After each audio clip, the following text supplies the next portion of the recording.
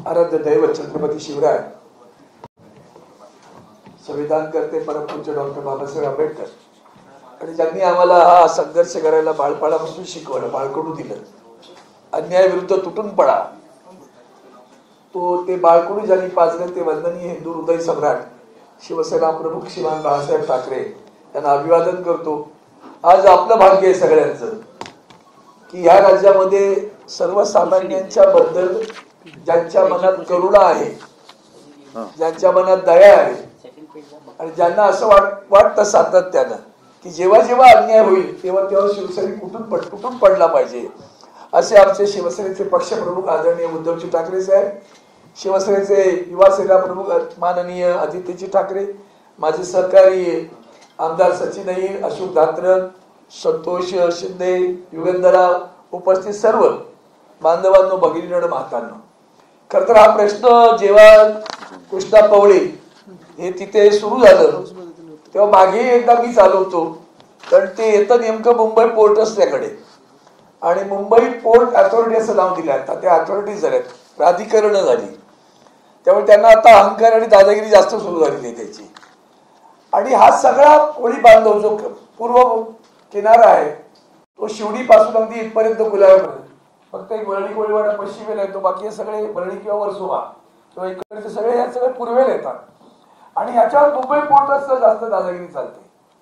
आता इथं हा गरीब आमचा मच्छीमार त्या कोलब्या सोडणाऱ्या मासे त्या बिचाऱ्या तिथे बसतात, ते तुमचं राज्य सरकारचं MFDC माहिती आहे सांगतो, ministry of fisheries and development corporation, त्या लोकांनी हे मुंबई पोर्टला भाडं द्यायला पाहिजे, ती जागा वापरता म्हणून। जर राज्य सरकार भाडं देत नाही आणि मग राज्य सरकार देत नाही तर कोण आवाज उठवतो, तर आमचा युवा सेना प्रमुख आदित्यजी ठाकरे उचलतात आणि सांगतात, सचिन जरा लक्ष घाला, सचिन हे कसं आता कडवट शिवसेने उचलली, तातडीने आवाज उचवला त्यांनी। या सगळ्या प्रकरणामध्ये याचं कृष्णाचं थांबत आहे, धडामधुडून मेसेज देणं साहेबांना गेला, साहेबांनी मला पाठवलं, मग मी तातडीनं सभागृहात आता आमचं चालत नाही, गडबड आहे सुरू, म्हटलं नाही, मग सोडलं नाही पाहिजे, मंत्र्याकडे गेलो आणि मंत्र्यांना सांगितलं एक लक्षात ठेवा की जे काही राज्य सरकार तुमचं भांडण ते तुम्ही करत बसा, पण आमचा मच्छीमार म्हणजे आमचा मराठी माणूस आहे, त्याला जर हात लावण्याचा तुम्ही प्रयत्न केला तर याद रखा मच्छीमार सोडा अख्खी शिवसेना तिथे ससून टाकतो।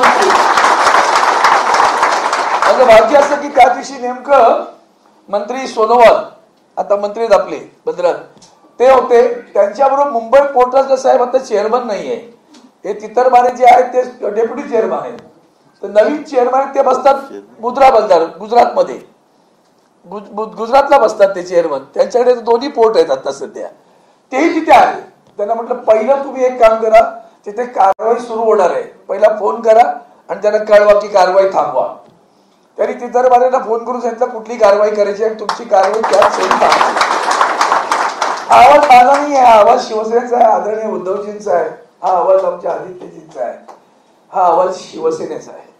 मी फक्त 2 मिनिटं एवढ्यासाठी उभा राहिलो की आता काय घडते महाराष्ट्रात की सगळी माणसं अडचण आली का त्यांना मातोश्री आठवते, जसं आपल्याला ठेच लागली का आई, ठेच लागली आई असेल ना, आई ग ठेच लागली का आई ग, नाही ठेच लागली की शिवसेना, आणि ठेच काम सुटलं जखम बरी झाली का टाटा, तर ते जे काय सुरू आहे ना त्यातनं बाहेर पडा, मला एवढंच पाहिजे, आम्हाला आम्ही तुम्हाला जीव द्यायला तयार होतो, सोडून ते काय घेऊन बसताय, पण आमचं म्हणणं एवढंच आहे, एका माणसानं या महाराष्ट्रातील जनतेचे जीव वाचवले।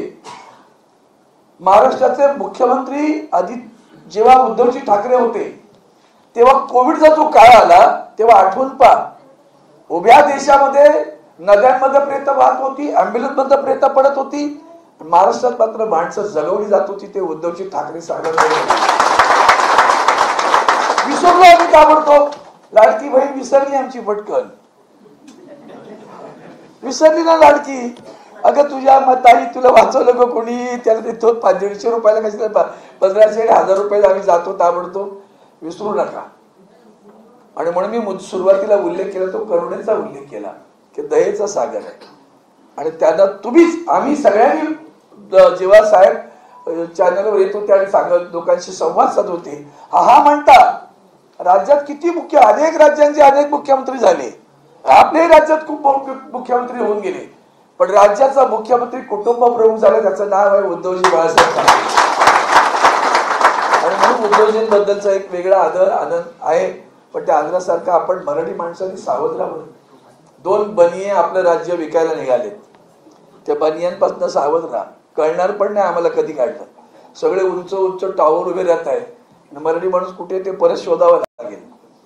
त्या भुलभुलैयाला भुलू नका आणि स्वतःचा हक्क सोडू नका. जे तुमच्या हक्काचं आहे ते मिळालंच पाहिजे.